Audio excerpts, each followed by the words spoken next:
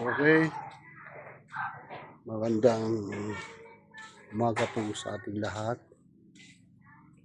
Guys, ito inaayos na po ito sa harapan kasi magtatrasis sila yan. Lalagyan nila ng yero yan para hanggang doon, hanggang dyan, para yung sasakyan hindi mabasa. Kaya inaayos na nila yan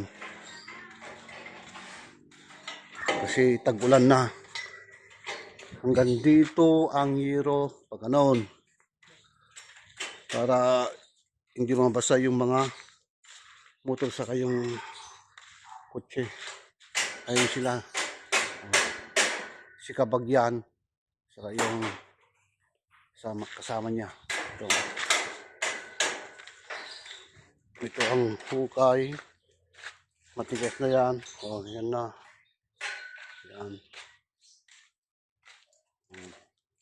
Yung dalawa nila rito nagtatrabaho, yung apat sa kabila.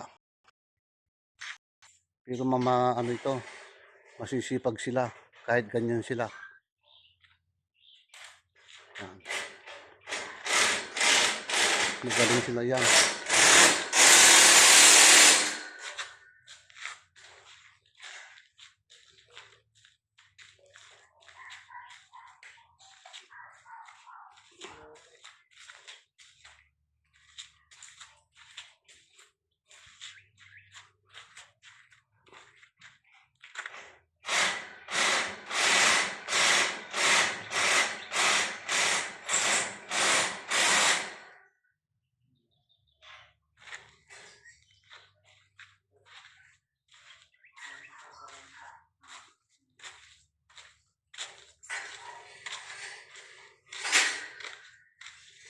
Ito naman yung dating garahe ng kutsi.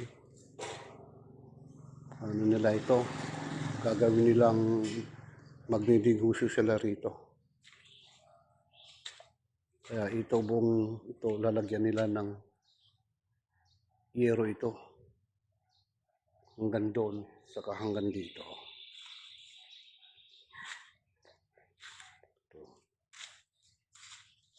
Pero hindi ko bahay ito bahay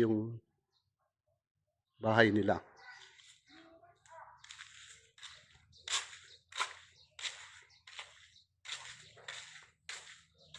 Ito po yung kalsada. Ito po ang kalsada. Papuntang Don Basilio, Dicolor, Apsayan, papuntang bayan. Ito namang kalsada na ito ay papunta rin ng Paniki, Dapdap, saka papunta ng Naipako. At saka pwede rin kang duman dito papuntang Kamiling, itong daan na ito.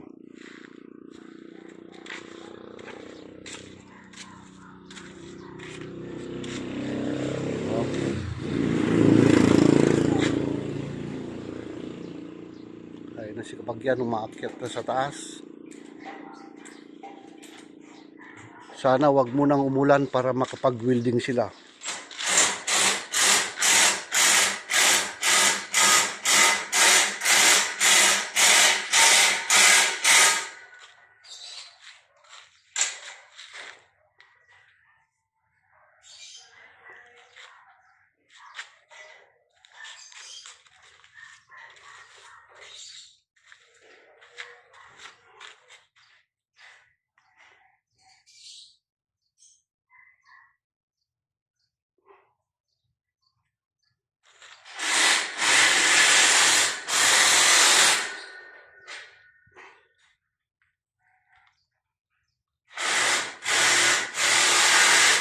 Okay, ganito muna ang aking vlog. Bye-bye. Salamat po, sana supportaran niyo ang aking vlog sa niyo siya. Subscriber niyo po siya sa aking YouTube channel sa YouTube. Maraming salamat po. And bye-bye. Salamat.